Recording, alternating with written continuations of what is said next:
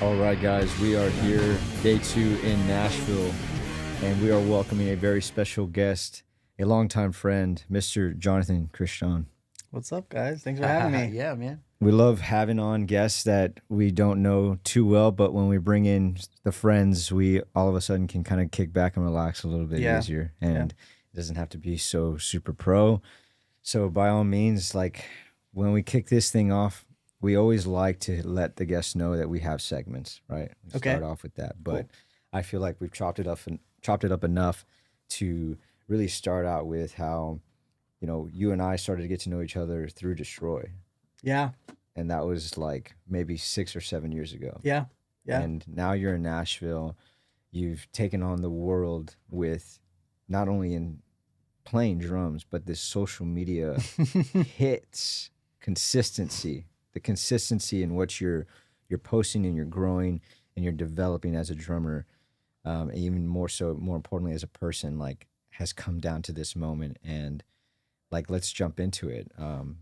You're born and raised in Texas, but now you live out here in Nashville, and you're solidifying your place amongst drummers and people that are super important. Like, how does that feel?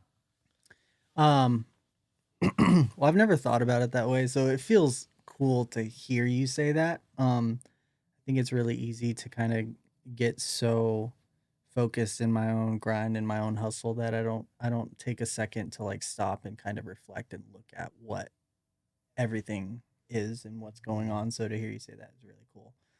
So thank you for that. Um, I think it's just ultimately such a blessing to be able to hang and to know so many incredible people in this music industry. Like some of the world's best, not only drummers but musicians live here in Nashville. And I'd say just people in general, huh? yeah, Yeah. yeah, yeah, yeah. And they come here with a dream, with goals, with aspirations to do music in some capacity, whether it's touring, whether it's session work, whether it's writing, whatever the case may be. Um, so I think it's a huge blessing, and it's an honor to be able to say that like I'm, you know, out here doing the thing that I've always wanted to do ever since I was a kid. And it was a big leap of faith, especially during COVID. But now, like being on a podcast, like I'm on the other end of things instead of hosting. I'm like a guest now, and it's just really cool to feel like I'm somewhat successful in what I've set out to do. No, absolutely. And for the guests to know that Jonathan does have a very successful podcast himself, like plug it, like yeah, What's it called, dude? yeah. Best Seat in the House Yeah. podcast. Check it out. Yeah, Best Seat in the House run it. podcast. I own one of those shirts, and I can say that I they do remember are that, they yeah. are comfortable. Yeah, and you went back to Corpus for that shoot, right? You were in Corpus for that photo Yes. shoot. Yeah, Yeah. shooting With Levi our boy. and Josh. Shout out Levi Yeah. Guzman. If Levi. you're not following at Dreamthorpe, you're not following true photography. True. But yeah, so that was super cool to see because it was a overcast day. Yeah. It was, and how do I know this? Because I was looking at the photography, obviously, but Yeah. I wasn't there. Yeah. But you know Corpus too, and you can just tell the whole vibe. And we've been at that garage one too many times, Yep. so I love It's a that. go-to spot. I love that garage for one. The when you get a shot of the floor of that garage, it's like this Masters golf green, Mm-hmm. right? Yeah. At the very top. Yeah. And what were you down there for when you did the shirts? So I had just launched the podcast, and I think I had 1 or 2 episodes under my belt, and I wanted to launch a merch brand. Yeah. And I was going to Corpus for New Year's Eve to celebrate the new year. Oh, because I was going to play at New Life, the church I used to work at. Yeah. So I was filling in because they didn't have a drummer, so they flew me out to play. And I thought Levi's there, like one of the best photographers I know. And Josh as well was there as well. And we've known each other for a while. He's a great videographer. Great drummer too. Great drummer too, Yeah. yes. And a streamer, video, like gamer. He does it all, honestly. But so since I was gonna be in Corpus, I was thinking, oh, this would be, I have some mock-ups, I have some samples of the merch that I just got in. So let me try to get like a video shoot, photo shoot thing together. So I reached out to some friends of mine, got some models through some mutual friends, hit up Levi, hit up Josh, and just made it, not just a trip to go play at a church, but also to kind of get all this BTS photo video stuff shot for the merch drop. so Yeah. to speak. But it's the podcast was and still is the priority. Merch is just something that comes along with it. It's not like a course, of destroy a drum thing where it's like you're putting apparel first. I'm putting the content in the podcast Yeah, first. that's and how I we are too. yeah. We're gonna launch some merch soon, but it's not the main focus. Right. Yeah. And I think that was you. I stepped out, but you had asked that question earlier, like where does this come into play? Like what it is, and I feel like that's a great question to answer on the podcast. Chris is like, so Destroy Drums, a separate entity of Behind the Kick. So Behind the Kick is its own thing with the podcast, and then future things with merch, and also the media company. Our creative director Josh Shaw has his own media company. So Behind the Kick is like an umbrella, and anybody can come in and say, okay, hey, like I like what you do. I'm a drummer, yada yada yada. I want to have I want to be on the podcast. Okay, cool. Hey, I have a business and I need videography, photography. Great, we got a media guy. Yeah. And then business relations and drums. Like Chris runs a incredible Ableton stack pack, if you would, on how to do Ableton, which I have no knowledge in that whatsoever. But so having that umbrella is what Behind the Kick is primarily as a podcast. And then with Destroy Drum, it's its own thing, obviously connected to me, but just as an apparel company and drum tools and all that kind of stuff that we crank out. So that's where that relationship came from. And Chris was kind of diving into it a little bit off the record. Okay. How How we found each other. And it was also a big faith thing, dude. I'll be honest with you. Like the segments we can dive into later, but I had those segments for years. Like I had things written down that I wanted to talk about on the podcast for so long. And I was like, man, I don't know how to work a camera. I don't know how to do audio. I don't know the technical side of this, but I do know how I want to talk and how I want to portray these questions to people, because like Chris was saying, we don't care about the stick endorsements or who you got. We really aren't even focusing on who you're on the road with. We want to see, and I said this only recently when I came up with it, because I was diving into that question of why is Destroy Drum connected to Behind the Kick? How am I connecting the two? Where is the correlation? And I thought of the background of Destroy Drum, and I reread our story, and I was like, you know what? This is a testament to, does the performer's chops match their character? And we sit down with them and we deep dive, and we let them take it wherever they want to go, because everybody has their own story. And that was where Chris and I kind of got together, and I had even just prayed on it beforehand. I was like, okay, like if this is the thing, then let it be. If not, let it fall. Yeah. Because I didn't know when I got that call from him that he was going to be like, hey, do you want to come in and own this thing with me? I just thought he wanted to interview me. Okay. And when he said he wanted to have lunch, I'll never forget this. And I think we've said this on the podcast before, but he calls me, or he texts me, and he's like, yeah, man, I want to take you out to lunch. I want to buy you lunch. Just get to know you before the interview. I'm like, okay. So we go to one of my favorite Italian spots in Magnolia, and I'm sitting there waiting, and they pull up, and it's not only Josh, but it's another guy with the camera, red cameras, like some really nice stuff. And I'm like, I'm full blown thinking like I'm getting an interview for like Channel 3 over here. I'm just like, whoa, what's going on? Like they're pulling up like one of those one of those scenes where like somebody's about to get their papers served or something. And we're like, yeah, we got you. We finally got you. Like pulling up with all these cameras and stuff, like crazy stuff. And I don't know if I should ever go back to that restaurant, but because they saw all these cameras. But it was such a good time because we really dove into the inner workings of who we were first and foremost. Yeah. And I think his questions were really authentic. So I caught that right away. And then I took a look at myself and I was like, okay, like what are my intentions behind it? Like, what do I want to do? And we started chopping it up. Like 2 months later, he gives me the call and he's like, hey, dude, would you want to do this thing with me? And I'm like, yeah. And it wasn't the initial, like, let's go to Nashville and like make it happen. Not at all. No, like tell that side of it, Chris. Like how did we? I guess the biggest thing that just you kind of telling that story made me think like, okay, why is Behind the Kick and Destroy a Drum, why are they a thing now? Well, it's easy. When I started Behind the Kick, right, and it's in the name, okay, your kick drum, right? We're all drummers. What's in the middle of your drum set? The kick drum, right? Okay. Your body is in the middle of the kick drum, right? That's where your heart is at, right? Who is behind that kick drum? Same thing with Destroy. Their logo is a bass drum. Yeah. What makes your heart beat? Well, that's your character. And so when those things came about, it was just like a perfect thing. Like, dude, it makes business sense, but also it just makes sense, and just from faith thing. Like, there's nobody else I want to partner with besides Arturo.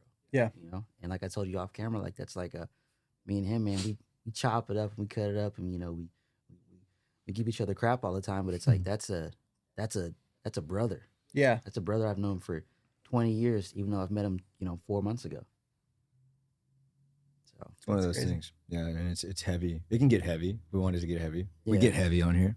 But the Nashville thing, man, like how that came about is, I got a ton of friends up here. I've been up here to record, I've been up here to play and stuff. But I've all the homies, like, they've just been out of town when I've come up here. And so Arturo, he called me, and we're just chopping it up. And he's like, dude, like, he was talking about going on vacation to see some family. And, like, he had a companion pass. And he's like, dude, why don't we just use that and just go up there? And we put this whole thing together, man, in like 2 weeks. And then, we got Josh to come up here with us to film this. And we got like 30 guests this week, man. That's crazy. 12 So, days. 12 That's a days. lot. Yeah, that's a lot. Got the flight booked, and we didn't have. Okay, so yeah, shout out Nashville Community Podcast, like this place that we're filming in, because we didn't have a place up until like maybe less than 48 hours. Yeah. And we had a lot of other guys. Some of these people are hosting us in their houses, so we didn't have a place, and Victoria and Jared have just been the most Gracious hospitable, people. like amazing human beings. And they put us up for all of these different times. And I was like, so you have the room, you're willing to let us use it, you have this equipment, like just a blessing Yeah. beyond That's words, huge. beyond. And then everybody else that was, graciously giving us their time, I was like, so wait a minute, we got everybody, we got a yes from everyone. We haven't not gotten a single no. Like everybody's just There's in even town. people we had to turn down, bro. Like, my homie's calling me, hey, dude, I saw on your IG you're in town. Like, are you doing the podcast? Like, I'm like, dude, maybe next time. Dang. That's I love you, crazy. dog. That's Not- awesome. not- bro. Not in a negative way, right? No, Like, no, yeah, not at all. It's just you're already booked up and you have very limited time. Yeah, Yeah. the Pearl Um, thing was like unreal this morning. Like we talked about that off camera. It was like, yeah, dude, like I'm in the Uber going to our spot to stay. Also, shout out our guest, Chris. Shout out Jaden Mason, man. Yeah, He's letting us crazy crash audio engineer, and let us use producer, his keyboard car. player, What? and just my dog, bro. Yeah, letting us crash there and use his extra car and Everything, dude. Yeah, everything's just lined goat, up. It's a bro. blessing. Yeah. Real, Yeah, it real is a big blessing. answered prayer. Yeah. So we get into it, right? And I call Pearl, and I'm like, hey, this is who I am. Like, this is what we're doing. Yeah, come on by. Like, ring the doorbell type thing. I'm like, are you really? Yeah. Like, okay. And when we were there this morning, it was unreal how genuine those people are. Yeah. Just, you would think I love that. you would think a manufacturer that's been around as long as they are Right. have been around, Right. and overseas, they have mass distribution, and they run that place like it's a little house. Yeah, Love that's a that. good way to put it, man. That's incredible. It's funny because, like I was telling you a little bit ago, like you think that these people, like DW and Zildjian and Pearl and Big First, like you think these people are like, oh, they're untouchable. Mm-hmm. But man, dude, and we were in the warehouse walking around, and like number one, everybody's a family, and everybody there is either a musician or an audio engineer, and like there was a little pocket of the warehouse where they had like just a jam kit, bro, and like on lunch break they're just over there just having a good time, That's so bro. awesome. It's cool. It's That's cool to so see that. fun. We sat back there and just Yeah, we liquored tore it up a little too. bit. We tore it up a little bit. a little bit. Nice. And I don't know, like you play Franklin? Yeah. Yeah. Yeah. I mean, what I really like Beautiful about drums, them, man. what They I are beautiful. what I I love love them. about Franklin is the presentation, the first impression that you get from them. Yeah. They do acrylics really well. I mean, I Yeah. know everybody goes through like kind of like the what is it, RCI for acrylic? Oh yeah. Yeah. So everybody Distribution. gets the same acrylic from everybody. exactly.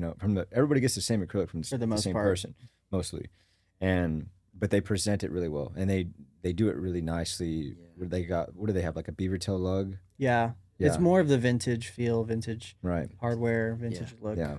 sound, sizes, everything. Yeah, for the and most your part. kit is just the pink. Yeah, that's Nasty, man. Yeah. It's actually funny because it wasn't supposed to be that color. Really? And to clarify, Franklin drums, vertical snares, Okay. vertical drum co snares. Yeah. I don't play Franklin snares, but my kit was supposed to be, and it's partially my fault, but I'd like to say it was a blessing in disguise. I guess it ended up working out in the best way possible because I'm now known as like the pink drums guy. But it was supposed to be. I love rose gold. Yeah. So I wanted a rose gold. Like they have an acrylic rose gold kit already. Dang. And so I wanted that, but with like the marine pearl wrap That's tight. with like the rose gold Hardware. like hint of color on the wrap Oh. with chrome hardware still. But yeah. so when I went through the whole process and building out the kit, the final process was, or the final step was to choose the color that I wanted the pearl to be. So the way that it works for them, I don't know if most companies do this, but they just get like a basic white pearl wrap and then they like airbrush it whatever color you want. They don't order the wrap in the color that you want it. So all these crazy colors like the satin yellows and purples and deep blues, like those aren't just the wrap. That's like they paint that.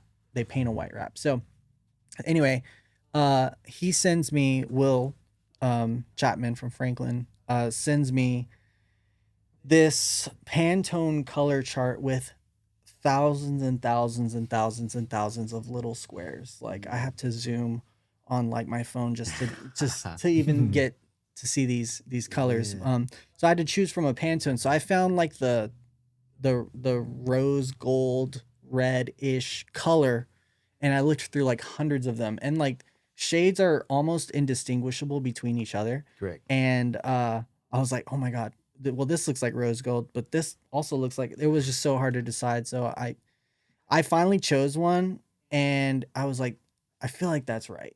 And I sent it off, and he's like, you sure? And I was like, yeah. And I proved it. And then I get the kit and I open it and it's like pink. And at first, I'm not gonna lie, I was like, oh, it's a pink drum set. And then I set it up and started playing it, and I was like, okay, this is actually kind of nice. And then my wife now, but my girlfriend at the time, came over to my studio, and she was like, this is so cute. And I was like, You're like, oh man. Yeah, now I'm real Now pissed. I got this Hello Kitty like cute. Yeah.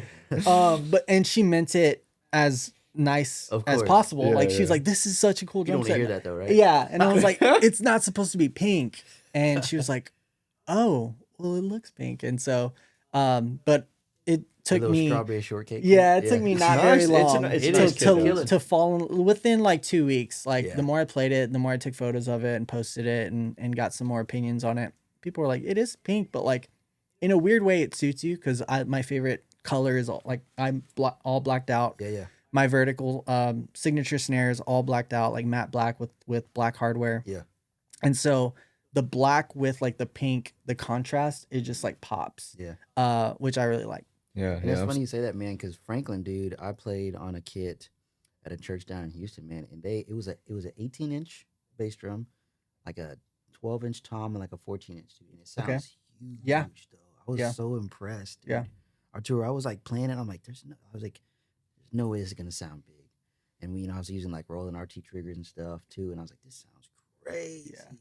That's dope. Yeah, I They- think for the most part, it's just the way, what kind of heads you're using, 100% right. Yeah. Tuning. I've used a Gretsch Jazz for a while, Catalina, and it was satin. It was an 18-inch kick and 12 rack 14 floor, and I used the same heads for probably a month and a half.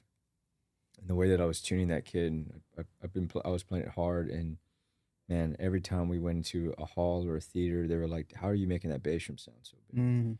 And I was just like, "Man, this is the way I tune it. These are the heads that I use. I use a kick port dead center, and I just think it comes down to tuning." But Yeah. But anyways, so you kind of jump into the Nashville world, and what made you make that decision? Like you were gigging, you had the church gig. I remember this kind of definitively because I remember going to see you play at the church gig consistently, and I loved the how can I say this, like when you were playing, I felt like you loved what you were doing. Yeah. So what made you kind of change all of that and then go like the bigger decision here is I want to be maybe a larger professionally touring drummer, you had some experience in Lubbock and being out there and having some band experience. So coming into Nashville, it's like I'm going to take a chance. I'm going to move. I'm going to try and find a band. Or did you have a band? Like, what did you have lined up, and what was the decision behind that? Yeah, that's kind of a crazy story in itself. So I'll go back to like before I even moved, we met in Corpus. I'm originally from West Texas. Mhm. So I moved from Lubbock to Corpus and then Corpus to Nashville. But before I moved to Corpus, I actually almost made the move to Nashville in 2016. Hmm. So I actually at that time had a drum tech position lined up with a country artist.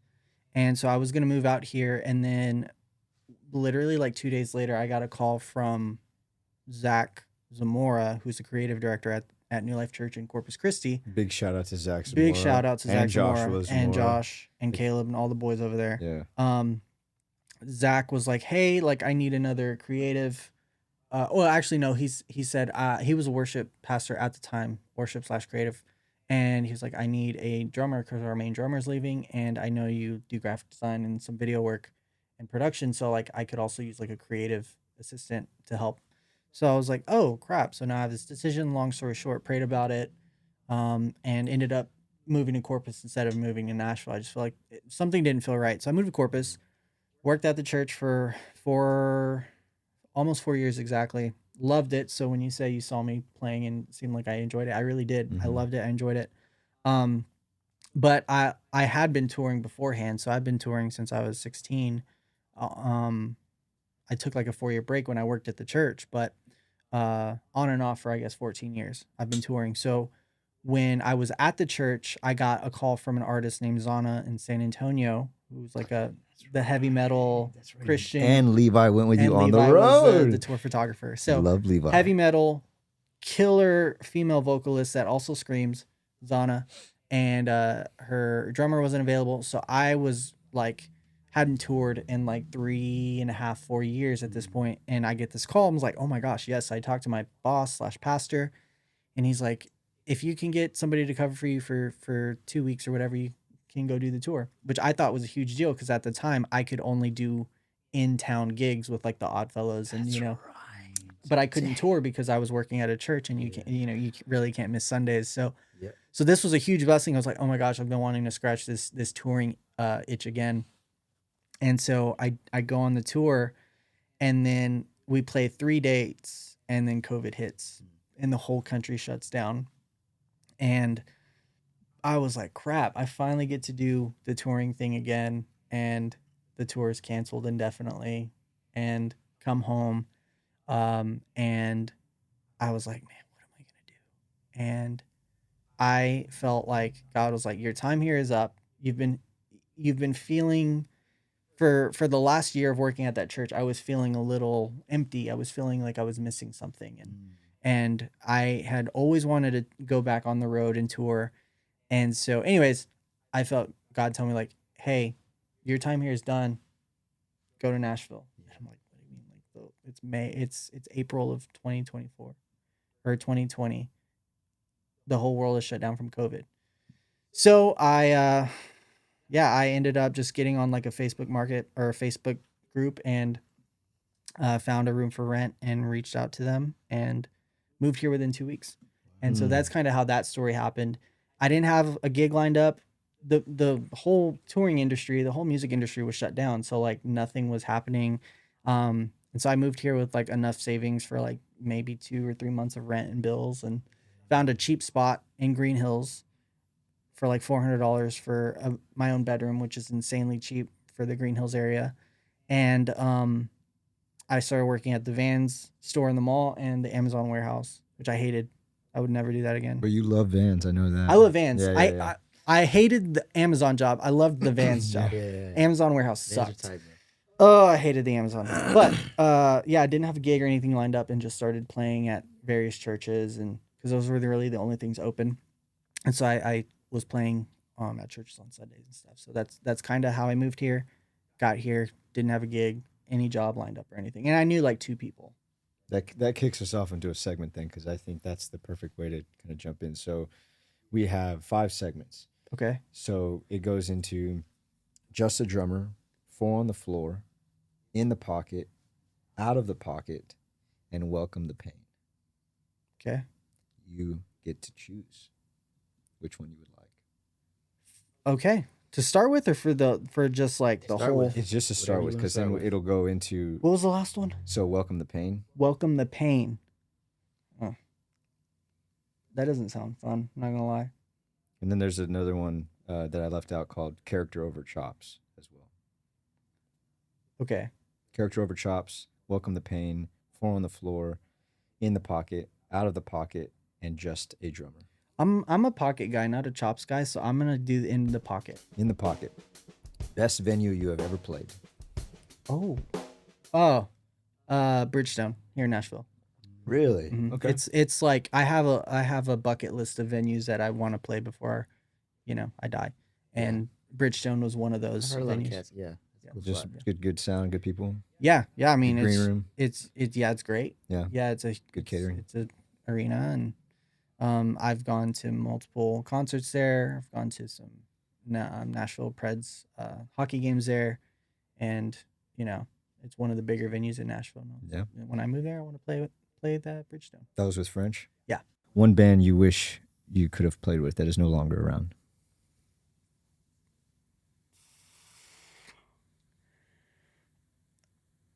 Okay, I'm gonna say no longer around because some members have died, and I think technically they say this often, but they're done touring. I'm gonna say Toto. Oh. I'm gonna say Toto. I saw dude. them. Yeah, I saw them in Austin.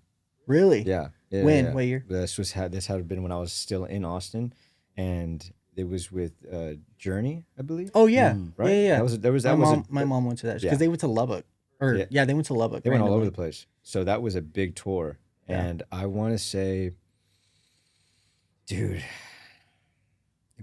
I know it wasn't Steve Jordan on drums, Chris, because we would have talked about that. We're big on Steve Jordan. But it was, do you remember? It wasn't Simon Phillips either. No. Anyways, Forrest. this is what we need the Can't think of- laptop for. Yeah. But yeah, so saw that. So now, okay, one band that you wish you could play with that are still around.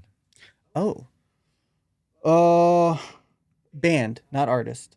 Either one works. Oh. Either one. Yeah. Post Malone. Okay. Yeah. Easy. Cool. Yeah, that's a The great the drummer. pop stuff, and then the country stuff. Like I can see you on that gig. Yeah. It'd be Yeah, so yeah, fun, yeah, bro. yeah. It would be such a fun gig. Yeah. One venue that you haven't played yet that you want to play.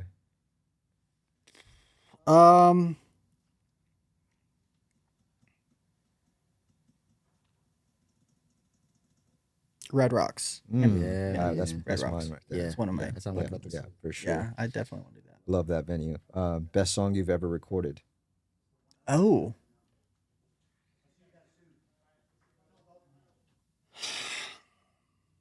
Recorded as in like I've tracked drums on. Your drums are on it, and you specifically go out of your way to show people, like your wife or your mom or dad or whoever, and go, "Yeah, I did this. I'm proud of this." If that one song could be on a record, you would hang that record on the wall.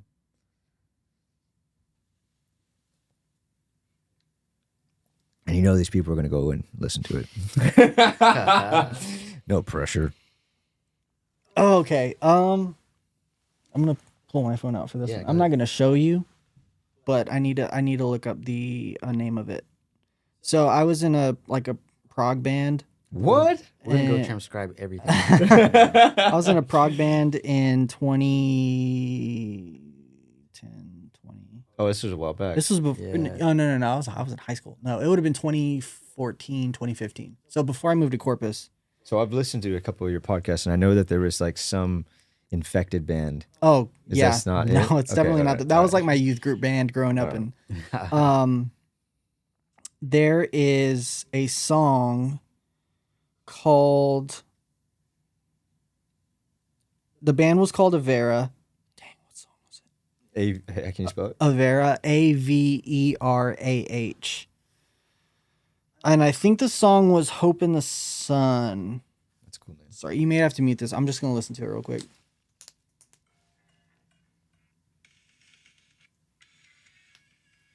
Because I have to. Yeah. Okay, so the song was called Prodigal Road. Prodigal Road. by Avera.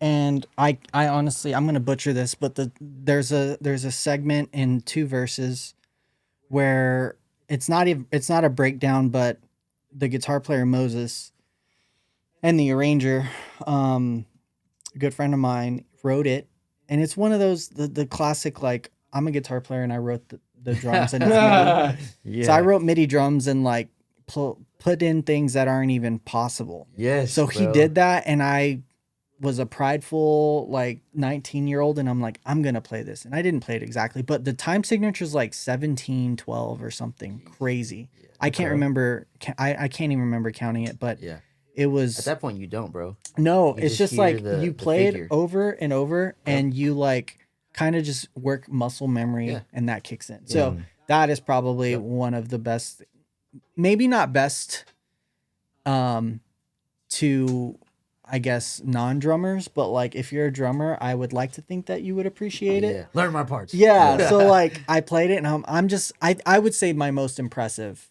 technically that I've ever played. Love that. And I'm very proud of it because I spent so much time trying to figure that part out. What is one thing you can't live without on the road? Non-drum related. Non-drummer related. My computer, like my laptop. Yeah. I have to, like, I do so much Any work. like food or anything though? Oh man. Something you bring with you. Twinkies, right? I'm not a healthy eater on the road or at home. So I cannot live without Liquid Death.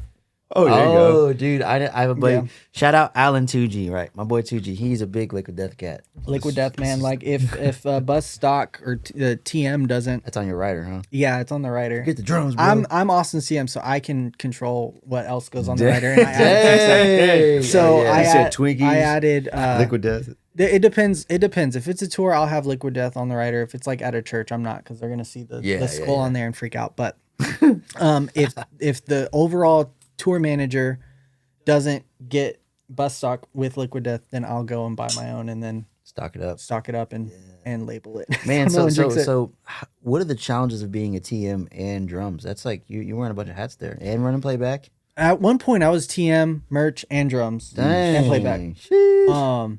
And that sucked. Like, it's a lot. Yeah. I like to joke that You were that cat, man. as the drummer, you're the first one there to set up and you're the last one to tear down, just because you always. have so much. So when you combine that with like, oh, I have to wake up early and figure things out as a TM. Well, thankfully for touring, I'm usually not the TM. They get someone else. It's just like for one-offs and fly dates and stuff. But for tour, like when I was doing merch and playing and doing playback, it's just like, all right, I got to unload all the merch and then unload all my gear, set up all the merch, takes about 2 hours, then go set up my gear, takes about an hour, and then play, and then tear down my gear, and then some people can go to sleep. I can't go to sleep because I have to wait for everything to be clear so I can go tear down the merch. And then, so other than crew guys, I was like the first to be awake and the last to go to sleep.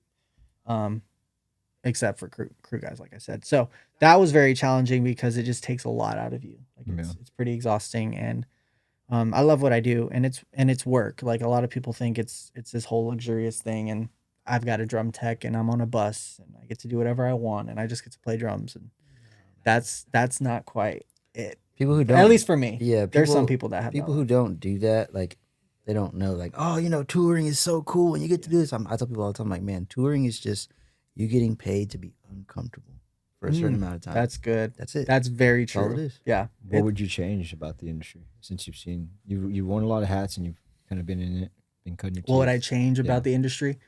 I'm mainly in the CCM Christian industry. I've done a little bit in the country world. It's been a while, but I'm going to answer for like the CCM side of things. That's most of my experience. There's a level of excellence that you don't see in like CCM that you see in country, for instance, or that you see in other genres. It's not taken as seriously a lot of the time. And I think a lot of that has to do with like budget. There's not as much money in Christian music as there is in country music, so you can afford these guys that in country it's like, oh, my day rate's $800 to come and run sound or to come play or to come be a stage tech.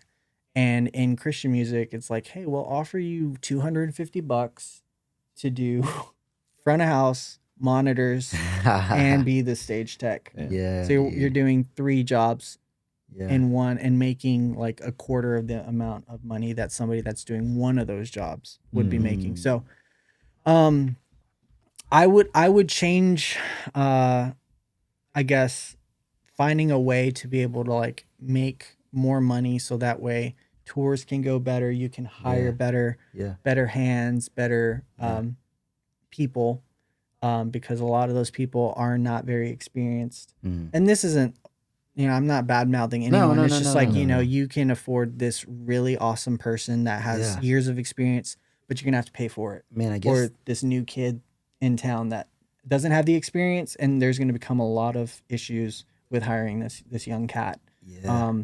And he's learning, he's growing, and he's gonna get there one day. Correct. But it's just all comes down to like budget and what they can afford. And I get that you can't afford certain things. Yeah, I guess my next question for you, man, is how do you deal with people like that on the road where you're like, man, like, you're pro, you got your stuff together, right? And then maybe the bass player doesn't, or maybe the front of house guy doesn't. How do you deal with like that dynamic between you guys? Thankfully, the majority of my touring has been with incredible people. I will say everyone that I've toured with up to this point has had incredible character. There may be somebody, like you said, they may be a newer musician or a newer production guy. A lot of it is just grace and patience. And like as a believer, as a Christian, I'm not perfect, and I know I'm not going to get it right. Sometimes I'm going to make mistakes.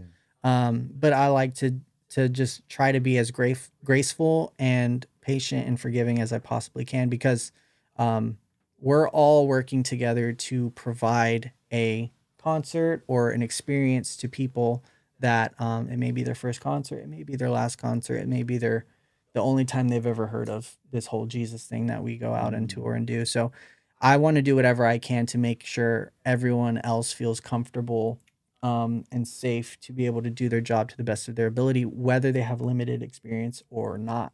So I just try to be as loving and as patient and as nice as I can, even if I get stressed or frustrated sometimes. I just try as best as I can to like work with those other people. And especially in the church scene, man, it's funny you say that, because especially in the church scene, like as like an MD for my church, like I have a hard time sometimes and I had to kind of teach myself how to not focus on building the Ableton show to where it's like, this is going to serve the musicians versus serving the congregation. Like, I'll be real, dude, Sunday, and I have never, ever, ever, ever had this happen before. But dude, Sunday, we're like jamming along, right? The third song, my session crashed for some reason. So I load it back up. And then when I load it back up in the house, it goes intro. And I was like, dude, I'd never had that happen ever. I don't know what happened, right? Oh, that sucks. But it, like, I caught it, because everybody's like, Chris got the computer. Yeah. Like, it was I freaking slammed my computer down. I said something I should have in the talkback. I'm like, I was heated, bro. Yeah. And then I was like, all right, just play the song, da da da da da. And we just played it, bro. And after we got done, I look up and everybody's in tears. And I was like, wait, what the heck? Like, I'm like, wait, there's something bigger happening. And the pastor was like, and nobody knew, like, the audience didn't hear that, right? But I heard and immediately I'm like, oh, that's in the house. Boom, I immediately muted it. But like we got done and the pastor was like, man, God was really moving in this song. Like it was just such a raw, it was a scary situation for me, right? But it turned into such a beautiful moment. Yeah. And like when we had our production meeting the next day, I'm like, okay, how can I fix it? Okay, well, I started running my session like a little differently and, making sure my desktop was clear and all this other stuff, right? But then like I was like, wait, but like by me worrying about that so much, I got caught up in the technical side versus what God was doing in that moment right now. Yeah. And I think you have to ask yourself, like, in any regard, whatever you're doing with your life, you can be in drums or not. It's like the number one question, I think personally what I do is I ask myself, like, what am I serving? Yeah. you know, and I just tried out at a church now that I started going to over there in Magnolia, Okay. and got it. It was all good. But my number one thing is like, even just being out of work, out of the corporate world, and going out and trying out, and them kind of, one of the first things was is like, well, we're really not competitive in the pay. And I was like, I don't want to get paid at all. Mm. If I'm coming in here with the thought in mind that I'm collecting a check and that's all that my Yeah. priority is, then I'm not in here for the right reason. Yeah. And but by all means, if you're doing something with your time and you need to get paid, right? Like, Right. I'm not Yeah. against not getting paid somewhere. But for me, Yeah. in my season and where I'm at, I was like, you know what? I don't want that to be my priority, because I'm in here to Yeah. serve the higher purpose, Right.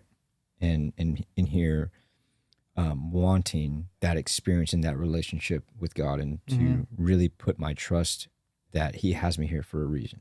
Yeah. And so it went well and everything was good, but that's where I think for me, I started to look at the inner workings of like, okay, what do I need to change about me? Mhm. And if I'm going to come in here and actually fulfill that purpose, Yeah. then it's going to take me really kind of pulling back the layers and thinking, playing a normal show, and you know this, is like, you're used to just putting on a show and there's an audience there and you want them to clap for you. Yeah. And you want them to appreciate what you're doing. Yeah. Whether you're a showy drummer or not, right? Whether Right. you are used to putting on a show or not. And in this regard, I was like, well, I actually got to dial all that back and like just literally throw it out the window, when I'm normally used to just putting on a show regularly, and you're not there for that at all. Mhm. In going out and playing at a church. Yeah. So I was like, okay, this is what I really want to change about my playing. This is what I want to change about myself. This is what I want to go in and just say, I'm going to do this for Him, for the higher purpose that He has for me.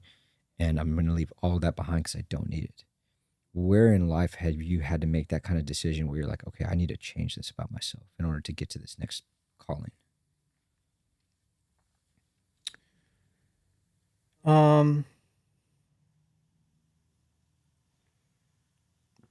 I think maybe when I first moved to Nashville, because there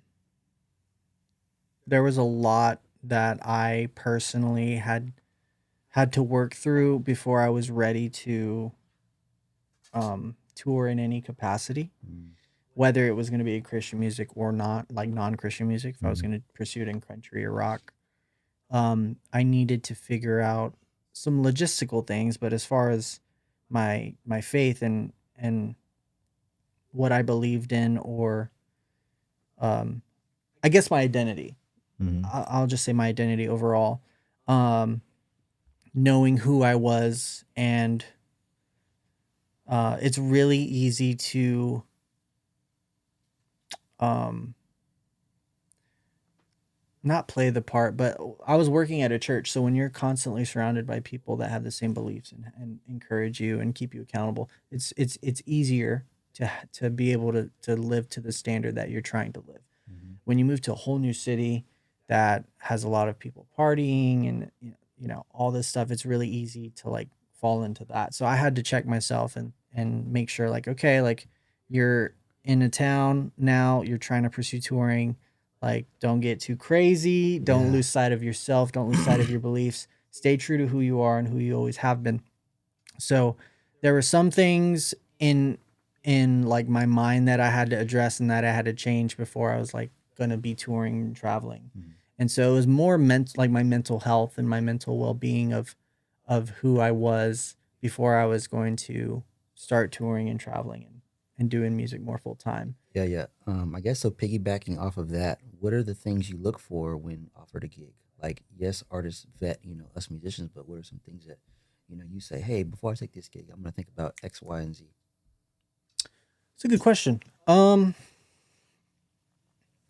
Just kind of like being in that environment. Like, are you looking for a Yeah. specific environment? Are you looking for, because I think it's easy to get caught up in what you're describing, where you have to be careful who you're around. Like, Yeah. you're a product of your environment. So Right. you're like, okay, I also want this opportunity, but it comes with X, Y, and Z. Right. Okay. Sometimes the gig on paper is not the gig that you need in your heart. Most of the time it's not. Mm. In my experience, most of the time the offers that I'm getting, seem good on paper, and then I've said yes, and it's a fill in or something, and then I immediately can tell like, okay, this isn't gonna, I can last one gig or one weekend, but I'm not gonna want to continue to working with these people. But um I think it comes down to character. So like character's huge. It's very important to me that the people that I tour with don't have to align with me on everything, because everyone's different. Everyone has their own beliefs. Everyone has their own values and convictions, and not every Christian's the same. Not every non-Christian's the same. Like I've gotten along with more non-Christians on the road at times than I have actual Christians. And I'm like, I wait, agree. you're a Christian? Like I would have never known. And this guy that is not a Christian, is actually an atheist, is actually nicer and more kind and a better person than you are to people. So it really just comes down to like, okay, I'm looking for people that are going to be that I'm going to want to be around, because you spend more time off the stage than you do on the stage. You spend more time with people on the bus, in the green room, and catering, backstage, than you do for that, any 45 to 90 minutes on stage or whatever it is. So I need to make sure these people are good people, are loving, are caring, are genuine, not fake. And then everything else will fall into place. Yeah, because I think it's easy to check that box, especially like you mentioned in the previous question, where like you're working at a church and you're assuming you're around good people, or you're kind of feeling like, okay, I'm doing the right thing. And I had that conversation recently with someone at the church. Was he had retired and he was working full time there, and he was doing all these things. And then in my own walk, I was like, yeah, I'm going to so and so's Bible study. I'm like showing up at Wednesday service. I'm doing the Sunday thing. I'm doing all of these things that I feel like I am in that presence of worship, right? And it's like worship. Yeah. But then you start to really look at it and go, man, like I'm checking those boxes and I'm feeling like I'm doing the right thing and I'm obviously in the right places, but like, am I in the Word? Yeah. Am I like really getting saturated in the Word enough to feel like it's impacting my life? Yeah. And I'm not just putting myself in environments that I think are good for me because they're worship environments. Yeah.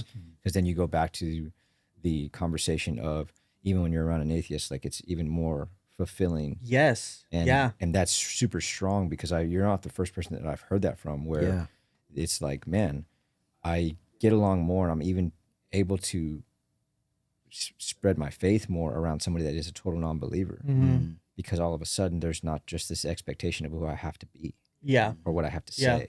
Exactly. And I love that, because at a lot of times, like, I guess you can say, like, maybe if Christians get a bad rap, or it's like you can talk on this with like doing the secular music with a combo of the worship music. I saw you'd posted a comment like somebody had like accused you of some like some satanic thing or something like that. Oh yeah, selling my soul to the devil, and that's why my girlfriend died. Yeah.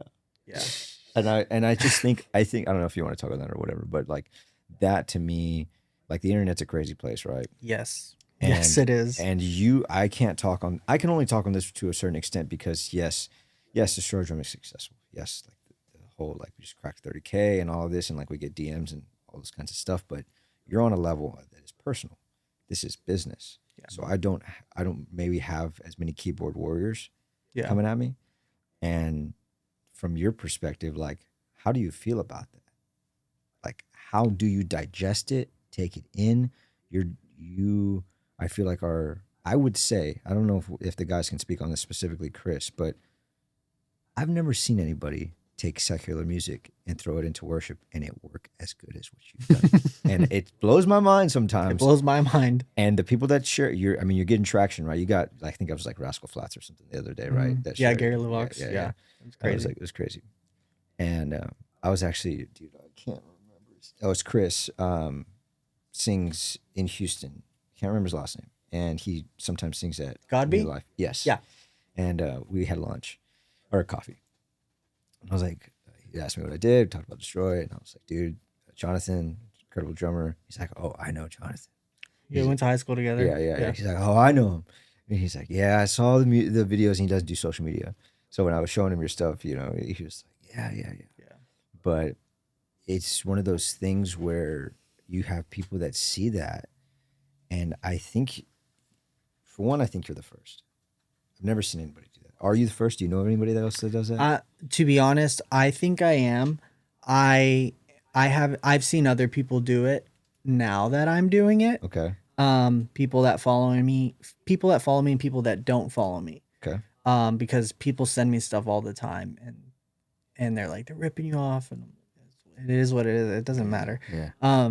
But I think I'm the first in that specific niche. Sure. I mean, this stuff like similar to this has been going on since like YouTube's been around. Like I remember in high school, I would watch like System of a Down being mashed up with like 50 Cent. Yeah. Yeah. Just yeah. stupid, The collapse. and that's what inspired the whole thing that I do. So I just was trying to figure out a way to grow my socials, and I was like, well, I've been looking at stupid mashups and meme content since high school. Yeah. No one's doing it with worship and Christian music, and so I've always liked kind of messing around in Logic and Ableton and doing stuff like that. So I just threw some stuff together, and it's turned into what it's turned into today. How do you handle the? I guess that I know that question was long winded, but the first half of it, where you get the keyboard warriors coming after you, and you get all of that. Like I'm sure even just I think probably, and you can correct me if I'm wrong, but I'm like you probably get a lot more heat from Christians. Yeah. There's a lot of keyboard warriors out there for sure. The thing that you touched on earlier, for those of you that might have not seen it or maybe have, but there's this, I made a video. I mash up like a worship song. My thing is I mash up a worship vocal, like a Brandon Lake song of Brandon Lake singing, and then I'll put it on a secular song, like on Guns N' Roses song. Yeah. Right. So it's worship vocals, worship melody on Guns N' Roses, Sweet Child of Mine or something. Pretty groovy, bro. And some of them work, some of them don't. Anyways, one time, like someone commented on something, one of my videos, and I can't even remember. It was so crazy, but this is the wildest one I remember. Is somebody was like, you need to repent, or this is the reason why your girlfriend died, is because you're doing blasphemous stuff like this. You sold your soul to Satan. Oh no, they weren't even saying it to me. They were saying it in response to somebody else's positive comment of like, this was so fun. I can't believe this one worked. You're so, cool how you do this or whatever.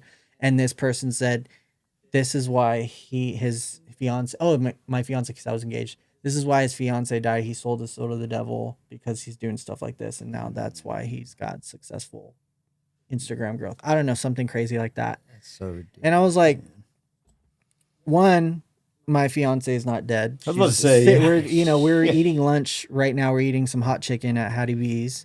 I remember is where we were at when I saw this. And two, I did not sell my soul to the devil. Like that is crazy. Yeah. So I get stuff not quite as intense and crazy as that, but I do get people saying really hurtful, mean things. Yeah. The way I handle it is, thankfully, I'm not a sensitive person. Yeah. So I just laugh it off. If I'm feeling petty that day, I'll comment back. I'll say something like, Your mom, right? Somebody will say, I don't know about that. no. Somebody will say, this sucks. Why would you do this? This doesn't even work. Or, there's musicians or people that like to say they're musicians that are like, this melody doesn't work with this progression. All this, whatever. they try to sound really technical. And I'll just say, oh, I'm so sorry. I'll delete it. Like just kind of a little petty. Yeah. It could be a lot worse. I could say a lot worse, but I'm not going to. There's no point. There's no point. Yeah. I don't want to feed that, that kind of energy and that kind of behavior in my stuff. And most of the time, cause it's just so much to keep up with, most of the time, by the time someone sends it to me or I see it, there's already 3 or 4 comments of followers that they already got my back. So there is a community of people that have my back that are going to stick up for me. And not in a hateful way, but just in like hey, that comment was out of pocket. Like, why would you say that?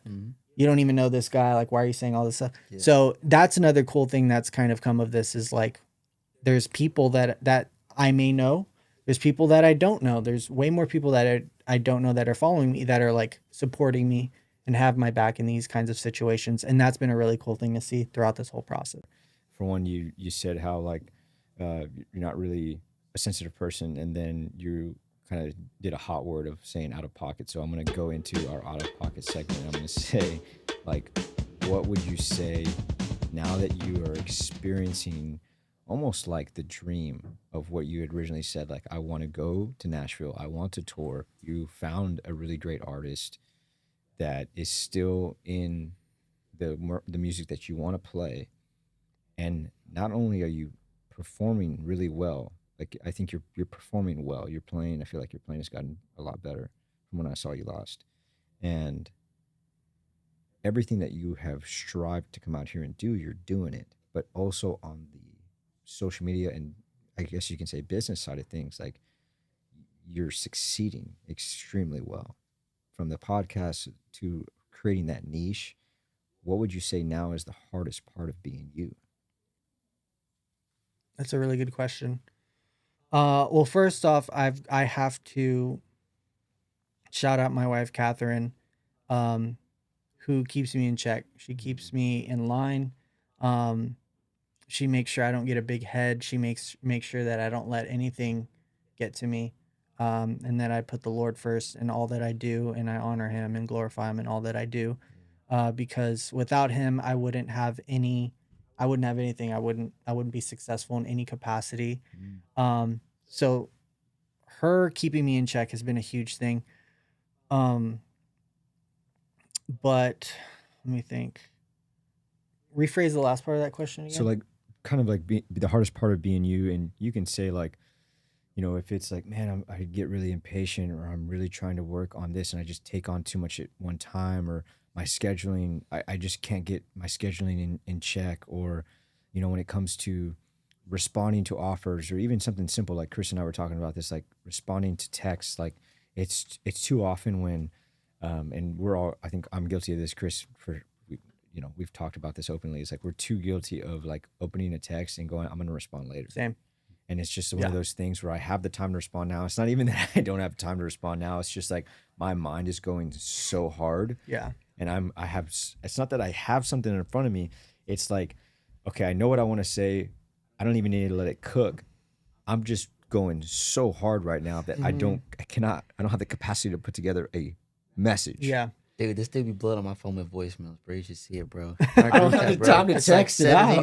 He's like, I ain't got time to type, bro. I don't have the time to type it out. Like it's been crazy. Life lesson: if you don't want to get 70,000 voice text messages, do not let Arturo have your number. That's don't true. do it, man. Don't do it. Don't be wasting my time, man. I got time for these guys. Yeah, because I'll send you a voice message.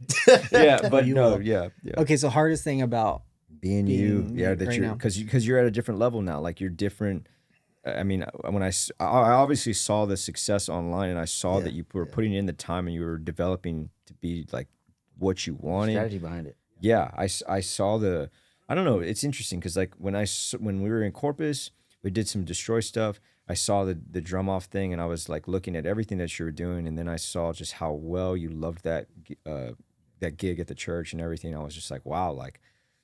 It's one of those things where you're like, man, you think somebody just has it all together and they just have it. And then you take that elevation and you like 10X it, you know, without going to like a Grant Cardone or somebody to like as a coach to 10X it. Yeah. And that's important. I think it's important for the viewers to know that like you were doing the things that you loved and you literally like you took it up a notch in all these different levels. And it's not just life. I mean, like let's put it all on the table, right? Like you got married, like you love your wife, like you live in the great city. Yeah. You have an amazing artist that you like to play for. You do what you love. You play the drums that you want. You have a consistent gig that doesn't kind of just turn you away every now and then. And you're able to put your efforts into the side hustles that you know are turning around because there is revenue in an Instagram account or any social media account that produces that high of content with views and all of that kind of thing. So you have your different side hustles, and then you're bringing back the podcast as well from what you said last. Yeah. So now it's like you have all of these hats that you're wearing, but at the end of the day, as much growth as all of that is and as great and as successful as it sounds, I just think there's something deeper here to ask, like with all of that, what's the hardest part of that even though from the outside it looks like you're on 100? I think the hardest, I've never been asked that. I think the hardest part of that is there's two parts to that answer. One is balancing it all, especially with getting married last April of 2024. So I'm coming up on a year of being married.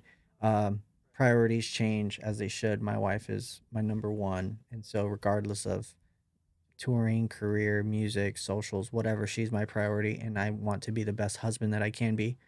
Um, Balancing everything to where things don't suffer has been pretty difficult because there's consistency involved with social media. There's consistency involved with me maintaining my chops, so to speak, to be prepared for playing a show or a tour or playing with a new artist. I play with a new artist in March in uh, Phoenix coming up, and I need to learn that music. So trying to balance all this stuff has been pretty difficult. And then second is like wanting more.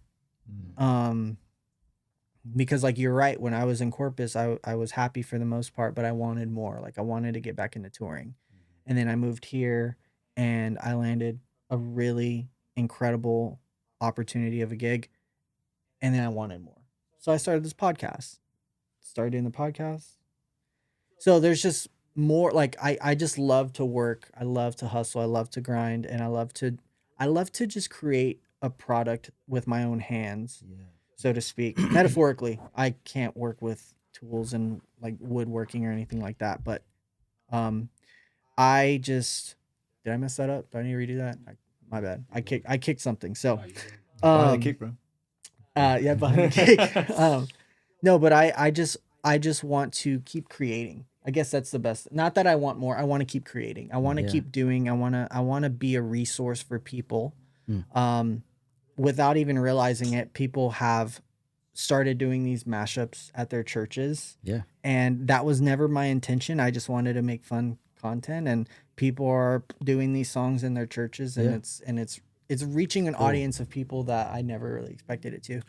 All birthed from me wanting to just create because I love creating. Yeah. I love graphic design. I love, merch. I love video production. I love audio production. I love drumming. I just love to create Yeah. in a digital platform, a digital Yeah. way. It sounds like you wanted to have just a lot of things in your tool bag, and Yeah. that's cool to hear. I know me and Art and Josh, and we're all like that's why we started this thing. Yeah, exactly. But I guess my next question to you is, what is something that you learned along the way that you think is a big life lesson that you needed to learn that got you to where you are now? You need to be a good person. I think it's very important to be a good person no matter who you are. And I've had most of my encounters in Nashville have been with good people. And I've heard horror stories of that not happening to friends of mine. In Nashville, I've heard horror stories of that happening to people out in LA. You just meet with people and they just want to use you. They want to just see what they can get out of you, what you can offer them, whether it's a gig, whether it's a pub deal, whether it's clout, like Mm. it doesn't matter. People want something from you a lot Yeah. of times. But Yeah. I think the most important thing is just being a good person and Yeah. being kind and being just don't be cutthroat. Don't do whatever you can to climb that ladder of success. I know drummers that have gotten gigs based off of their character over their drumming ability. And Character over chops, bro. yeah, Yeah, and that- there's guys that can drum circles around me that But don't they can't have. hang like you can hang.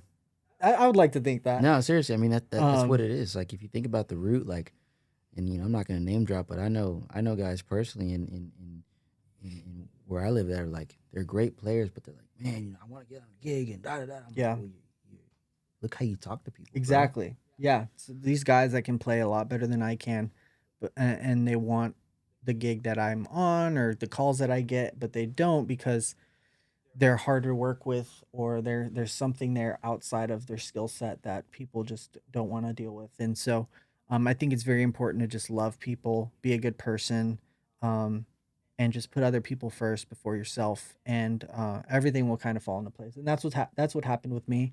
And I also just I think it's a God thing. Like, God has me with the people that I'm with for a reason, and has put people in my life for a reason. Absolutely. And that is the number one thing that's happened. But I've always known that the Lord will provide. But I just, when I first moved here, I thought, like, I really need to work on my chops. I really need to figure this stuff out and have to be prepared for these auditions Mm-hmm. to be the best drummer that I can be. Mm-hmm. And that's not the case. That's not the case. The real thing is to just to be a good person. Yeah, we talked about that in the past few episodes, and I think one of the main consistencies is just, I don't know, man. Like, I guess I can run it back to kind of coming up with that line of like character over chops. But Chris and I were talking about this thing of you kind of have to vet who you're interviewing, kind of have to kind of see who you're bringing in. You know, are they prepared to answer these kinds of questions? Do you think they have the character to be able to answer certain questions? Because we're not a drum podcast by all means. Like, we're asking kind of things that are beyond like, yeah, man, we're not going to ask like what cymbals you're playing, like what do you prefer, and all that kind of stuff. Like, it's just an overdone type of thing Yeah. in this industry. But you know this all too well, and like you do a really good job at bringing in your guys and like showing a dynamic to them that I may have not ever understood or asked or wanted to know about them. Mm-hmm. And with us, I think it's one of those things where Chris and I have had people like, man, we really want to be on this thing, and we're like, man, like it's just not the vibe. It's just not what we're trying to bring in. Mm-hmm. And by all means, like, we're not trying to say we're being too picky or we only want certain people. Like, we'll bring in anybody that that is willing to answer the Yeah. questions. Yeah. Because at the end of the day, we've even talked about guys that have been on an insane arena tour and get dropped in the middle of the tour because of their character. Yeah. Mhm. It's happened more times than I can count. People I know, And unfortunately. and it's most of the, and I've seen it only in drummers, but I know that there's other people and guitar players or whatever that experience that. But when I find out what actually happened, because they're so well known and they play so well that you know that they had nothing to do with their playing. It's like, no, dude, I know that guy can handle the gig. Right. Like, Yeah. no questions. There's no question on their physical ability to Yeah. handle that. Exactly. But what happened there, because I'm seeing that they're consistently losing a gig, and that to me is that red flag where I'm just like, okay, what are we looking at in the character? Yeah. What are we looking at the heart? And that's where like Chris and I kind of came together, and we've understood like, wow, like the heart of the matter is so important, because you're starting to see now in the industry, you can just hold it down 2/4. I want you on the road with me. I want you to be there, because like I know that when something hits the fan, like you're gonna be like, we got this. Yeah. And I mean, you have to expect that going on the road. Mm-hmm. It's gonna get rough. There's nothing that's gonna be perfect. Nothing. And when you can welcome that, like, that is why the segment is called Welcome the Pain. Not only for the fact that you're able to kind of jump in and say, okay, it's not perfect, things are going to go wrong, this is not what I expected, but I am willing to endure.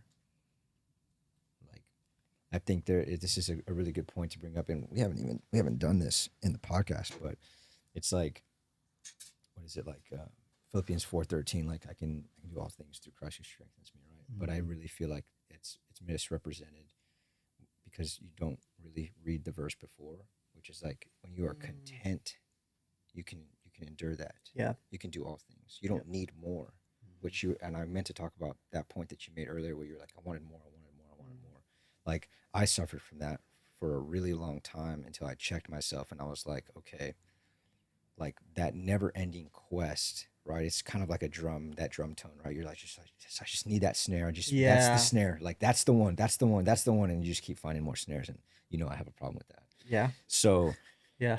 with that in mind, for life, it's one of those things where you're like, okay, I want more.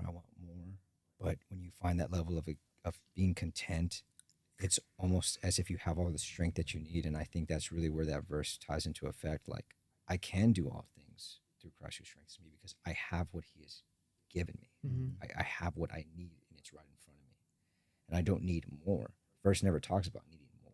Yeah. But I think it's used a lot. Like, I'm going to something. I'm going to go accomplish something, and therefore I can do it because Yeah. I have him. And it's like, that's just my opinion on it. But I really feel personally, from experiencing that, I know what it means to me to not have anything, and have to endure the storm, Yeah. and be like, I can do this through him.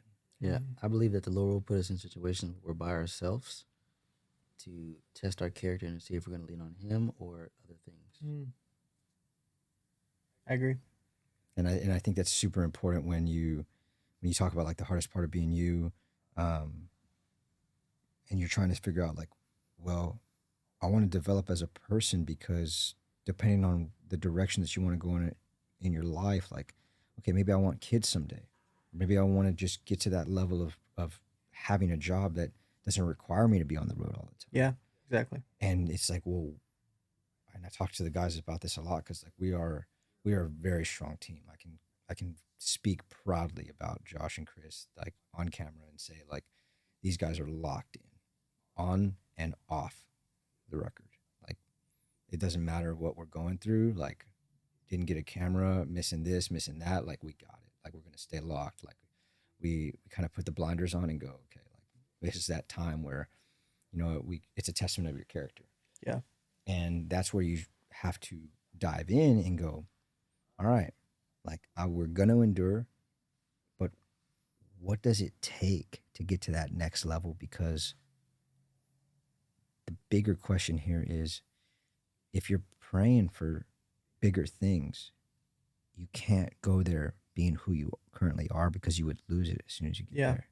Like, have you ever experienced that? Like, how do you handle that when it comes to praying for more things? I want bigger things. I want better opportunities. Have you ever kind of dialed back and go, well, man, I've had to experience this, because that's why I'm talking about it. Like, I got to pray to prepare me for that, prepare my heart, prepare my mind, get me in the place to be able to be developed so I can go to that arena. Because if you just hand it to me right now, I'm going to drop it. Yeah. I don't have the strength to hold it. So the question is, have I been in that situation before? And then how have you handled it? And then how do you get to the next place that you're wanting to go to? And this is where you can kind of plug like what you really want in your future. Yeah, man. Like, I feel like it's happened before. I think that's happened to me. Wanting a specific opportunity, where there's more money, more touring dates, more bigger venues, the level of professionalism and the level of preparation grows and gets bigger. There's more responsibility involved. And I was in a place where I was in a rhythm. I was playing the same songs, the same sets, the same arrangements, like clockwork. And I had muscle memory built up, and I didn't really have to practice because I knew the set like the back of my hand. And with this new tour opportunity, there was bigger things available. So I had to grow, and I had to jump out of my comfort zone and learn some more difficult material, and but also mentally prepare myself for what an arena tour looks like compared to like theaters and smaller. Not even just a physical aspect, just like like you said, the mental. Mentally, there's a lot more involved, and there's a lot more of a mental load when it comes to Days are longer. Yeah. For later in the day. Yeah. days are longer. There's more logistics involved. There's more responsibility on my end. There's more expectation out of everybody. Yeah, it's a good way to put it. Yeah, that's a good way to put it. There's a lot of expectations on not only myself but other people, and if I don't do my part, things can fall apart fairly quickly, and that's kind of a scary thing to think, especially when you've never done that before. Yeah. So Is there something that you've had to like, maybe a habit or maybe like just something that you started to develop in your personality where you're like, hey, whoa, I need to stop doing this. Or I need to put the brakes on this because this is not going to be sustainable for my future. yeah, kind of just a lot of that comes with talking to people, like talking to my wife, talking to friends, and they thankfully I've surrounded myself with people that will point things out, call me out on like, "Hey, we've noticed a change in this. We've Mm-hmm. noticed you've been acting different, or we noticed you don't have as much energy, or we've noticed this and that and this and that." And I realized like, "Oh wow, like I'm not present when I'm home from the Mm-hmm. road because of these certain things I've that been I'm doing guilty of on the that. road." Yeah. Like Yeah. it's a lot, and I need to figure out a way to balance it too, whether it's like, "Hey, even though I'm making more money, maybe I shouldn't be doing drums, merch, TM and playback. Maybe I should only be doing TM and drums and Mm-hmm. let somebody, even though it's more money, maybe I should ease the workload Yeah. so that way I can be more present when I'm home with my wife or when I'm home with friends or whatever the case may be."